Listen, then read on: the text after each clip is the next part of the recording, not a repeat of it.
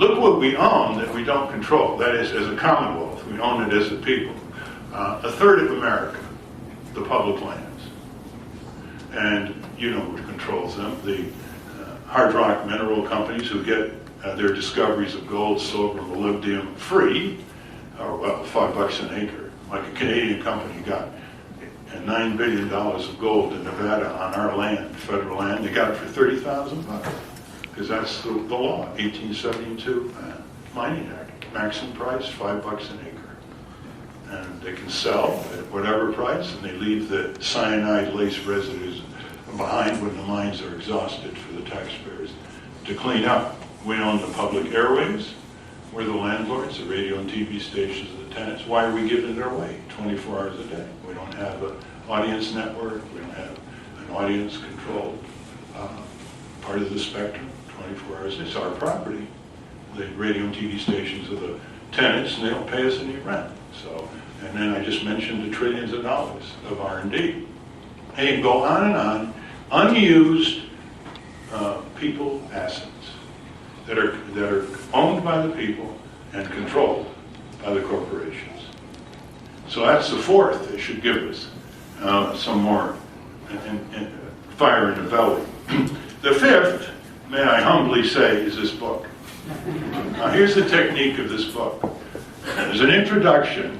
It starts with a quote by Einstein. Problems cannot be solved at the same level of awareness that created them. Okay, so we really have to do something new. And if we have to do something new, we have to break our routine.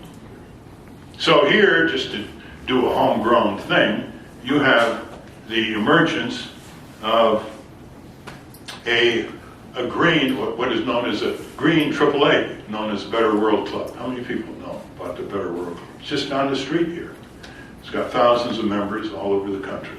And it's trying to take the travel expenditures of consumers and connect them with a sustainable global economy while giving you better value in your conventional purchases. Where's Mitch? Mitch here? Yeah, he's the creator, Mitch Rovsky, who worked with us years ago. He worked with us years ago getting through the National Consumer Cooperative Bank in the late 70s. Now, part of this is known as social entrepreneurs and, good business, so to speak. And there's a growing community economy in this country. Every $1 billion that they sell you is taken from Bank of America, Citibank, Pfizer, ExxonMobil.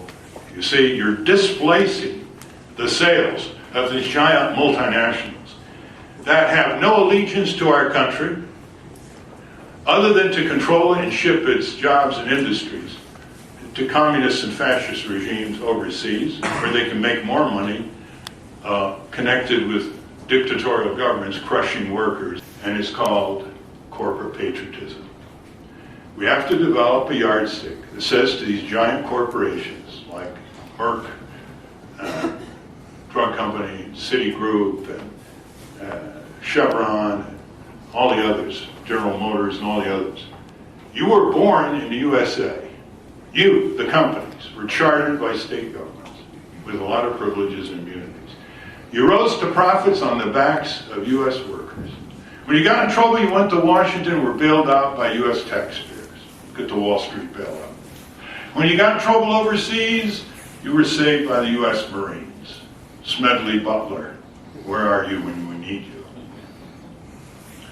And what's your message to the people in America? What's your message to all those people who are sweating it out, working longer hours than any industrial country in the world today, including Japan? Often 2 jobs, Walmart, wages, etc. Your message is, we're out of here. We're going to take your jobs and industries abroad. The highest proportion of unemployment and homelessness is among veterans. When you connect that, you know what the obverse of corporate patriotism is, don't you? It's corporate treason. If the drug companies are ripping us off, they're kleptomaniacs. If the hospitals are rushing through a mother giving birth to a child in 24 hours, that hospital is suffering from attention deficit disorder. The hospital. We developed the concept of institutional insanity.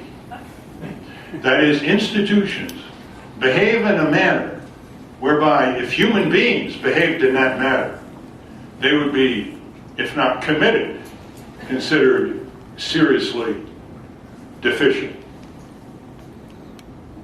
So this book is designed to run you through 200 of these outrages. While they're spending trillions of dollars against the war on terror, the global war on terror, massively exaggerating a criminal gang and massively exaggerating verbal belligerency by a few countries that we are desperately seeking to turn into existential enemies so we can justify an $800 billion budget. 250 Americans every day are dying from hospital-induced infections. And many of you know people who have died that way. An entirely preventable syndrome. And some hospitals are proving it by requiring more frequent washing of hands by doctors and nurses, among other things. So it's preventable. In other words, I can cite you, and this book shows, well over 350,000 Americans who died, quite apart from the injuries and illness, from completely preventable causes based on knowledge we have now, but no priority and no budget. For those of you who are partially concerned about the pending close down of 3,500 post office branches and post offices in this country, starting May 15th, that's when the moratorium Congress put on the Postmaster General ends.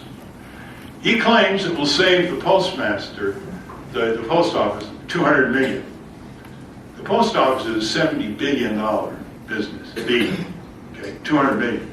Of course, he doesn't say what it costs those elderly people or others in those rural areas who now cannot gather together, cannot get their medicines in time, have to go 10, 15 miles to the next postal branch, etc. That's not part of the calculation. Now notice the insanity here. Notice the clinical insanity of our government. $200 million is going to be saved, allegedly, by the post office. A far greater infliction of money will be imposed on those people who have to go longer and be denied postal services. $200 million is less than 1 day of our blowing apart Afghanistan. So this is what getting steamed means. And if you're interested about toxic abuse of children, or stealing, lying, and cheating from people who do the work in this country and pay the bills, if you want more, you read through 200 of this, then you get to the aftermath, and the aftermath starts out, one can be quite self-contained and calm, yet express oneself about these business abuses and their limitless greed and cruelty with words like, these people should be jailed. What they did was just awful. These companies have no self-restraint. Corporate crime pays until it doesn't. Amazing how resourceful, clever they are just to think up these schemes, these tricks to take advantage of us. Disgusting, really. They're just out of control. Where are the prosecutors, the lawmakers? Looks like the fat cats have rigged the whole system in their favor. Or, the little guy doesn't have a chance, and that's a damn shame. Or, what can we do about all this? It just seems to be getting worse and unstoppable. Even the Wall Street crash and the Washington bailout is still business as usual. Or, sure I'm mad, but I'm just one person. What can I do? Or, these crooks make a mockery of the free market. Or, what can be done about all this unbridled greed? What could be done? Would you more likely start something if you knew that 1,000 other Americans connected to one another also wanted to do something about corporate crime? What if you knew that 10,000 people were willing to join you? or 100,000 people, or 1 million, agreeing to get something underway to rescue our country, its workers, its citizens, its families, its children, its environment, from these rapacious exploiters of health, safety, and economic well-being. By now, you may be asking, okay, what is that something? Let's start at what can be called a critical mass of organized Americans to deal with widespread corporate abuses in a systematic way, including fostering deterrence to prevent future wrongdoing. I am referring to 1 million of you getting together for collective action from various backgrounds, well distributed geographically in all 435 congressional districts through 50 states. Let's imagine these people each sign on to raise or contribute $100 a year, dedicate 100 volunteer hours to push our senators and representatives to deal with corporate power. The goal? To enact a comprehensive law and order reform agenda designed to make corporations subordinated to both our Constitution and the sovereignty of the people. When they harm people with their fraudulent commercial assaults or inflict harmful side effects on innocent people and their environments, these perpetrators would be brought to justice, whether by effective law enforcement or civil lawsuits or electoral changes. Think how much the American people will save in money and anguish if these corporate outrages are stopped in the future. Now, we're talking about 1 million people, 2,000 each congressional district, putting up enough money and volunteer time to start 2 offices in each district, that would be 3 or 4 full-time people, around a uniform agenda of things that are long overdue in this country. Now, we're really talking about things like bringing the minimum wage in inflation-adjusted dollars up to what it was in 1968. That's a real dramatic. Huh? It's now 7.25 federal. If you adjusted it from 1968, it'd be $10 an hour. And the economy has doubled worker productivity since 1968. And workers have gotten very little of that.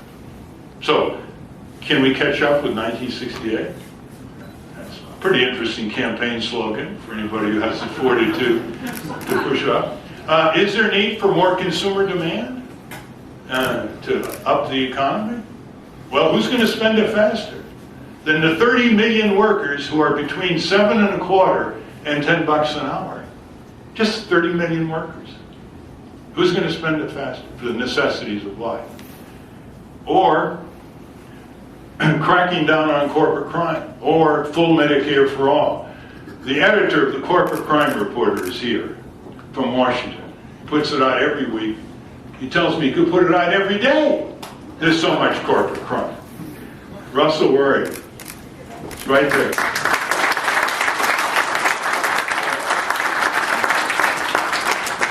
In this book, on page, of course, electoral reforms go without saying as part of this agenda of the 1 million, but it also includes effective protections for whistleblowers who expose wrongdoers to the authority, the media, or civic groups. It also includes breaking up the cartels and monopolies. Even some right-wingers think that the big banks, who are bigger and smaller in number than ever before after the bailout, have got to be broken up. The charter that we, the people, give these corporations and don't get anything in return in terms of voice and remedy, and allow concentration of the board of directors in the offices. Obviously, we're talking here about big business, not small business. Small business has very little power. It doesn't have a global reach. It doesn't usually engage in the global takeover of governments or coup d'etats or what have you. Let me end on this note. This is a word-of-mouth effort. Word of mouth is the fastest, most efficient media ever created by humans, even in a day of information technology. Because word of mouth usually comes between friends, co-workers, relatives. It carries with it a certain credibility of these affinity groups. and it can spread like wildfire. And what we've got to do with a book like Steamed and others is to get really serious, add up our assets that we don't organize around, which I've mentioned, add up the trend of where our country is headed. More and more people going down economically, more and more workers not unionized, more and more wars of aggression, more and more consumer debt, more and more student debt. You believe that student debt just came ahead now of consumer debt, credit card debt. It's over $1 trillion, consumer debt. Western Europe, until very recently, from World War II on, you didn't pay anything to go to university. It was like high school. They did something with their taxes. They provided public transit that was modern, inexpensive. They provided 4 to 5 weeks paid vacation for everybody, full insurance, health insurance for everybody, paid daycare, paid maternity leave, paid family sick leave, better labor laws. You name it. They get something. And one reason they get something is they don't spend half of their budget on the military. They don't spend half of their budget trying to be the world's policeman. And let me conclude with a memorable, surefire, fire in the belly stimulus. Listen to this. The giant embassy in Baghdad is costing you, through private contractors, to guard the embassy and its personnel, last year, $675 million. It's a big embassy, but the contractors know how to charge, too. Now, keep that figure in mind. $675 million. In a country we shouldn't be having that kind of military presence or invasion, etc. It's another subject. Now watch the priorities. 58,000 Americans die in this country every year from workplace-related diseases and trauma, according to OSHA. Plus a lot of people are injured and sick. 58,000. That's over 1,000 a week. What do you think OSHA's budget is to deal with this problem? $550 million. Compare it to 675. And what do you think the Peace Corps' budget is? You know, our big hand to the world, starting with JFK, 1961. $375 million. You see, in a microcosm, that's what empires are all about. And the verdict of history is that empires eventually impoverish their own people and devour themselves. It's time to look at our descendants in the eye and get some fire in the belly and stop making excuses for ourselves. Thank you.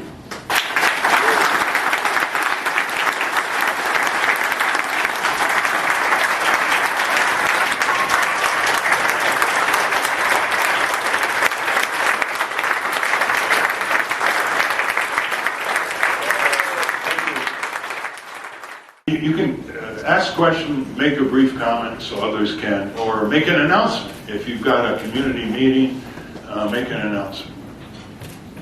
Yes? So what do you think about Lawrence Lessig's plan for dealing with these abuses that we have to start with the funding election? It's a plan without an engine. This is the engine. It's okay to lay out a nice plan, you know, but it's going to go nowhere. It'll be like 1,000 other plans that citizen groups have put forward. We got to put our time and our money laser beam focused on our 2 senators and representatives, every congressional district. It's a lot of fun, by the way. Have you ever made your member of Congress squirm? It's really fun. Huh? Have you ever summoned them to meetings, to your meetings, your agenda? It's fun. You see, they're afraid of you. That's why they've pacified you. That's why they've gerrymandered you. That's why they've lied to you. That's why they flattered you. That's why they flummoxed you. Like saying, oh, it's too complex, the military budget. That's why they fooled you. Because they're afraid of you. 1,500 corporations get their way with the majority of Congress, and they don't have a single vote. They got money.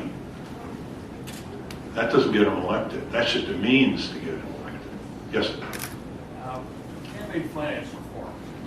I've heard proposals recently that the only effective way to attack that is through a change in the tax code. And that takes the benefits away, so that the lobbying and the political donations can't get anything. Yeah, I mean the goodies. You're talking about the goodies in the tax code. Yeah, the goodies in the tax code are, Do you think that's a realistic way to approach it? well, it reduces some of the goodies, right? It reduces some of the incentives for legalized bribery, because you can spend a couple $1 million in Congress and get a tax loophole that's worth $1 billion.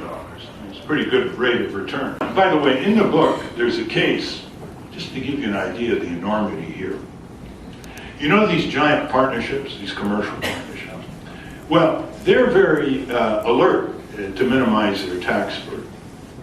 So they made sure that the form they have to fill out, like you have to fill out 1040, they have to fill out their tax form, did not have a line that said, what other partnerships are you interconnected with? Okay? There are people in Washington make sure that line is not there. The head of the IRS, Rossetti, was asked at a congressional hearing, what does that cost the government in terms of revenue? $7 billion. That one line. So how much are you willing to spend on your senators and representatives to get that one line excised or not printed? Yes? I want to refer to your old friend General Motors, Yes? also known as Generous Motors. Yes? They were saved by everybody to get back in business, and they're doing pretty well, as I read in the Wall Street Journal. But they have a two-tier Yes. wage scale. They Yeah. have the union wages and they have the Walmart wages. Where in the hell has the UAW been to allow this kind? Would you explain that to these people here in Portland? Yes, well, first of all, GM was so mismanaged, especially by its finance arm during the go-go years, a few years ago before the Wall Street crash. Then it went bankrupt.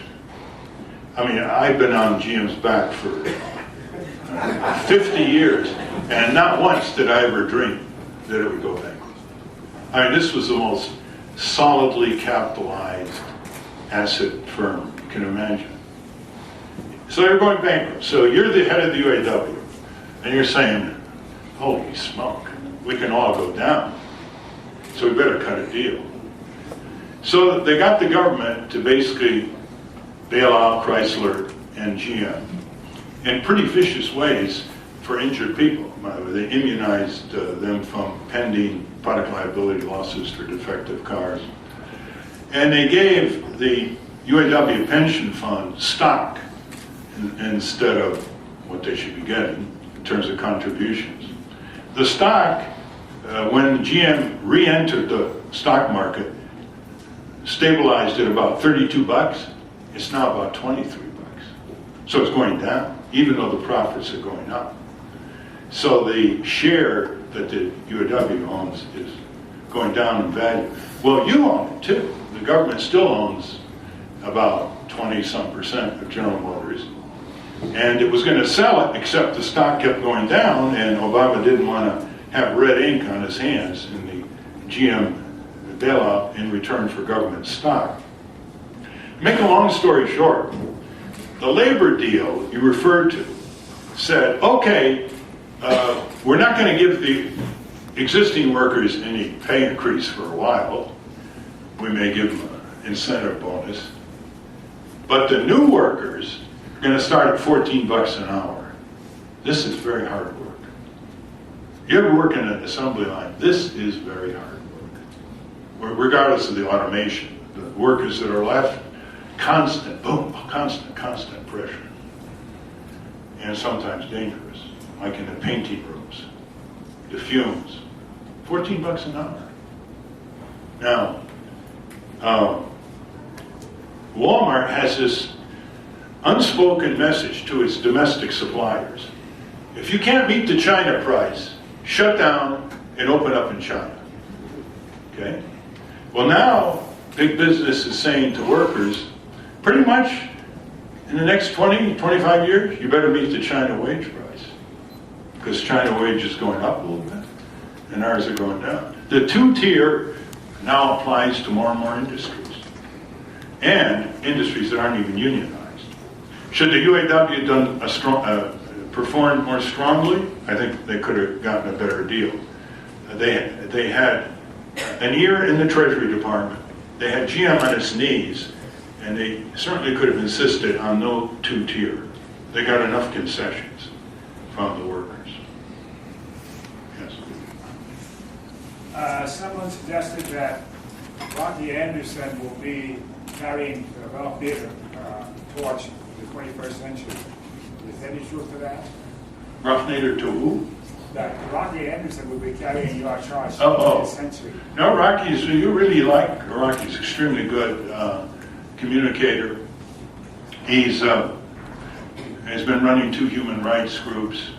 He has joined a few other lawyers in demanding the impeachment of Bush, Cheney, Obama. And he's got a lot of fortitude, and he knows a lot about cities. You know, he did a really good job in Salt Lake. When is he speaking, Ron? He's speaking at Portland State between 2:30 and 4. The doors open at 2 o'clock, and it's at the Native American Student Community Center at Portland State. So I'm sure he'd like very much to see you. Ralph, that's 710 Southwest Jackson Street, room 110. And also, just for anybody, Ralph is going to be talking tonight at Lewis and Clark. He's going to be having a debate on future of military force and international peace and security at 7:30 at the Agnes Flanagan Chapel at Lewis and Clark. So, if anybody wants more. Good. Who's he debating? That's when you know society's in decay. It's when they've been proven wrong, huge amount of bloodshed, more national insecurity, more people around the world hating us, more deficits in the empire, more deprivation of people back home, and they are as influential as ever. And the same is true for the big Wall Street financial firms after the Wall Street crash. Yes, ma'am. I'm really concerned about the rush to use contract labor to strip people of any union rights. Well, the contracting out of government results in a far reduced status for the workers. So the government workers are often unionized and much better off. And if they can lay off these government functions, they hire people not much over minimum wage. They often don't have benefits. And that's one. The second is a lot of the new jobs are low service jobs, like the retail industry has been hiring. There are some high value jobs just because there's certain expertise needed that some people can meet without having to compete with outsourcing to Pakistan or India or China. So some of them are, but by and large, it's a settling down of the wage scale. It's a low wage economic policy. And the only way you can slightly attenuate that is by bringing the minimum wage to 1968 levels. Yes? Occupy movement's got to focus on the one thing they could win, and that's the minimum wage, $10 this year. It comes in 70% support in the polls. Every time there's a election year referendum, as in Florida in 2004, it won by 70%. In Florida, although the promoters had no TV money and the opponents were McDonald's and Burger King and Kmart and Walmart, all over the TV, they lost by 70%. Even Rick Santorum and Mitt Romney think the minimum wage should be kept up with inflation, although Romney fudged it a couple of weeks ago after we cited him. We said, now is not the time. But I heard Rick Santorum say to Chris Wallace, I believe minimum wage should be kept up. So that breaks the monopoly of McConnell and Boehner in Congress over the Republicans. The Democrats, you know, they're not going to be opposed to it, but they have no pizzazz. The president has already come out in 08 for a 950 in 2011. Shouldn't be trouble. The AFL-CIO is for it. And you'll be interested to know that I was told by someone in the AFL-CIO a few days ago that the AFL-CIO will put real resources behind a $10 minimum wage if we can persuade the occupied people to back it and give them a jolt from grassroots America. So isn't that a great win for the occupied? And I'm just trying to connect with the occupied, right? I mean, you know, tell me how. There is such a thing as a movement that doesn't like hierarchical leaders. I understand that. But you can't have a movement without leadership. And you've got to respect skilled leadership who can organize and keep the focus on the big picture. So if you have any connections with them, I've spoken to 200-300 of them. They all like the idea. But they all say the same thing. How do you get them all on the same base? This idea is they're going to stay out of politics and elections is nonsense. Unless they're going to restrict themselves to communes and vegetable gardens, which is good. How can a bought and paid for Congress be trusted to overhaul the tax code? Because they'll lose the elections. Or they'll be challenged in the primary by mobilized citizenry back home. You got to look at it from their point of view. You don't exist. The only thing that exists are the corporate lobbies, some low-demanding unions struggling to stay afloat, and 3 or 4 single issues like NRA. That's all. Animal rights probably is the most aggressive grassroots movement. It's enough to turn you into an animal. Believe in reincarnation. They got more energy than even organized groups for children, it seems. They know how to demonstrate, picket, sit in, etc. So, since there's nobody out there, anything you do is going to be a plus. There's nowhere to go but up. Yeah, yes. But the corporations seem to want to direct our attention to Greece and Spain. Yeah. How did they corner Greece and Spain in that way? So that we can hold up an example of don't get too early. But I just wrote a column on that. I said, how come we're hearing about Greece in our business pages? I mean, this is really bizarre, is it not? Like, there'll be a headline, will Greece property taxes go up? There'll be a headline, will Greece pay its bondholders? Since when are we so obsessed with Greece? Greece is smaller than New Jersey in GDP, right? I mean, there's such a thing as ancient Greece, the Periclean Age, all kinds of books here, Powell's, you can read about Lysistrata and Euripides and all that. But Greece today, why? Because of the financial interconnections of people, firms like Goldman Sachs, where if one falls, then it's Portugal, Spain, maybe Italy, bingo, bingo, bingo, bingo, dominoes effect. So that's why they're all looking at Greece. How did we get this financial interconnection of global corporatism? It's called WTO. It's called international speculation networks, like on the housing syndicates and derivatives and CDOs and all the rest. And it's called NAFTA. In other words, we have allowed ourselves to become dependent on the lowest common denominator, risk country. And that ought to really concern us. That should be a national security issue right there. Someone else, please. Yes, ma'am. I've been voting for you every year. I was on your bandwagon in the 50s in Berkeley. And I'm glad you opened the door for animal rights. I've been in animal rights and vegan for 39 years now. This is what I say. Nothing irritates the corporate bullies more than going vegan. At least go vegan on Mondays, 20% more heart attacks occur on Monday. It's now a worldwide movement. You can do that on top of getting minimum wage. And thanks for all you've done for that. Yeah, it's part of moving your money. Like they're moving money from the big banks to the community banks and the credit unions, which is underway, and moving your money from being a carnivore to being a vegetarian and fruits. So carnivores arise. You have nothing to lose but your meat.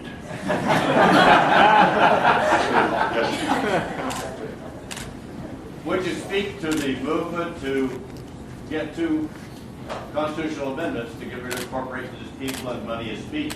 Yes, Public Citizen is one of the leaders. You go to citizen.org and go to move to amend. And it's hard to get a constitutional amendment, but it's a good organizing tool, and it educates a lot of people. The word corporation, the word company does not exist in our Constitution. Why are we ruled by them? The preamble starts how? Right, it doesn't start with the corporation. See? So, you want to talk about judicial activism, try the Santa Clara case, 1886. Yes?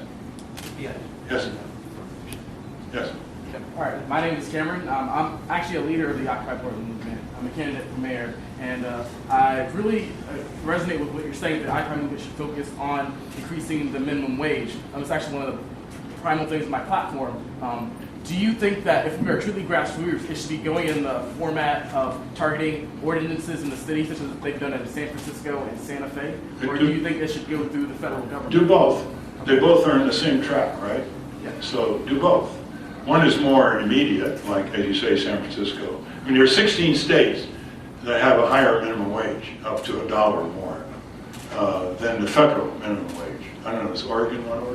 Yeah. California is one, my home state of Connecticut is one. But if you want to get more details on it, by the way, if you want to get my column free every week, all you have to do is visit nader.org and just sign up, and you'll get the column. But 4 weeks ago or so, I wrote the column on minimum wage.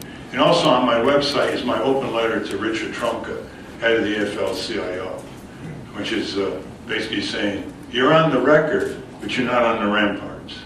And that's the group that's willing to put big money, got it from the horse's mouth, behind minimum wage. If you, the Occupy movement, right, give them a jolt. But isn't that a commentary? I mean, this is the biggest labor federation. They have millions of dollars. They have 13 million workers and member unions. And they're saying they can't move. There's such a bureaucracy and such an interlock with Obama and all, until you, who are, shall we say, possessed of smaller bank accounts and resources, give them a jolt. All right, if that's the way they're thinking, let me convey that to them.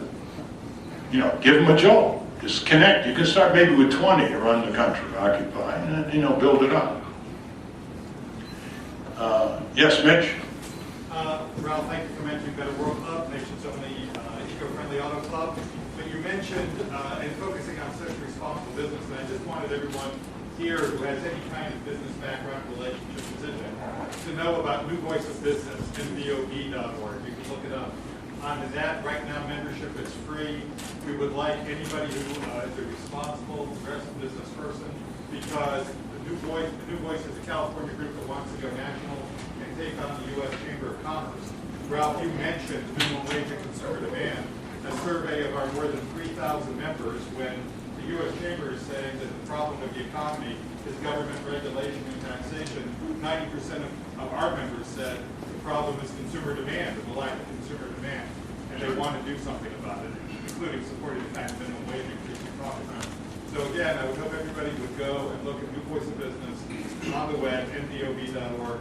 And then finally, Ralph, when GM went bankrupt, you had more money than GM, which I think might have been your plan all along. I think we all had more money. But we didn't have the cachet in Washington, did we? No, we got time for two more. Okay. Do we have some way in the back that I haven't seen? Yes, sir? Yes. So you may remember in 2006 when we passed the campaign finance reform with Measure 47, and it's been sitting in the courts for 6 years because the Democratic Secretary of State has refused to implement it. Give the Democratic Secretary of State name. Kate Brown. And the predecessor? Bradbury. That away. Bradbury kept us off the ballot. Yeah, and speaking of keeping us off the ballot, Kate Brown, because she's worried I'm going to run again, I read in 2008 for Secretary of State, she's worried I'm going to run against her again now. She's forcing the Green Party off the ballot by reinterpreting statutes. So we'll need at least 1,500 registered voters to get above another statute threshold.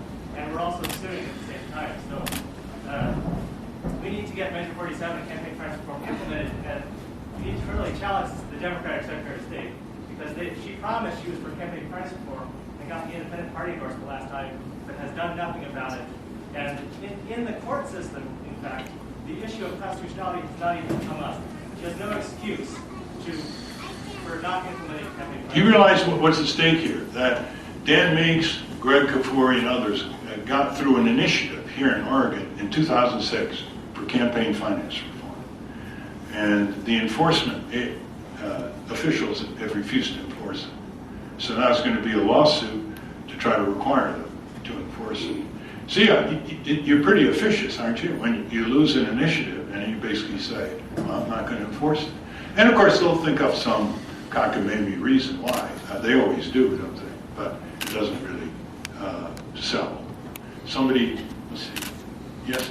Yes, February 29th, Mr. Nadir, Occupy Portland organized the protest against ALEC, the American Legislative Exchange Council. Yeah. What is your opinion on ALEC? ALEC should be pummeled, replaced, exposed. It's a nefarious nexus between corporatist lawmakers and corporate lobbyists to draft legislation that is inhuman, that further increases the tax escapes of corporations, that offends the rights of consumers, that pushes down workers, and now they're going after the right to vote. And that's what's going to bring them down, because now they have defended the civil rights movement and minority groups. I think they took one step too far. Exactly. Also, there's a countervailing group with an acronym started by Professor Joel Rogers, University of Wisconsin Law School. He has dozens of law professors drafting countervailing legislation in state after state. So look him up. He's a real dynamo. Joel Rogers, professor of law at University of Madison Law School. We have one more? Joel Rogers. Yes. Espionage in the WikiLeaks internet era or war crimes in the international law perspective. Now, here's an example. Obama now is going after 7 whistleblowers under the Espionage Act earlier in the 20th century. That could carry the death penalty. And basically, no other president has gone after government employees who ethically blew the whistle, uncovered information documenting waste, fraud, and government crimes, and they're prosecuted.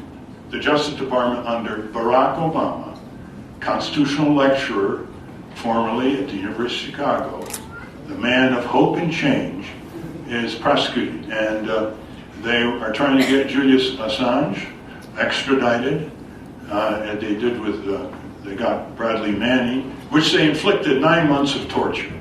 He was stripped naked, made to stand in courtyards, solitary confinement. There's anybody who studied his treatment who said it's not torture. And there has been every affirmation that what he allegedly has been shown unfurled by pushing those buttons has uncovered gossip, embarrassing statements, crimes, slayings of civilians in countries where we have wartime presence, and that's the way they're treated. So I'm with Ron Paul, who when he was asked about WikiLeaks, he said, we need more WikiLeaks.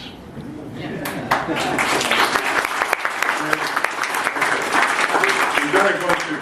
By the way, this gathering here strongly connected to one another. Get the ball moving like you can't believe in Oregon, and put the real heat under the congressional representatives. So there'll be a sign-up, a clipboard, those of you who want to sign up. Those of you who want to start discussion circles with this book, it's available. I will autograph it and personalize it for you.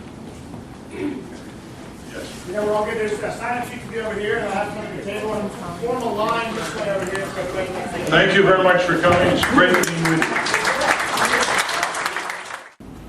This is the richest country in the world. We give foreign aid to countries that give universal health insurance to their people in the third world.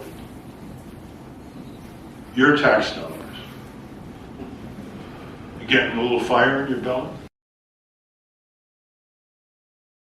Joe and Bobby. Boldly going where the corporate media won't.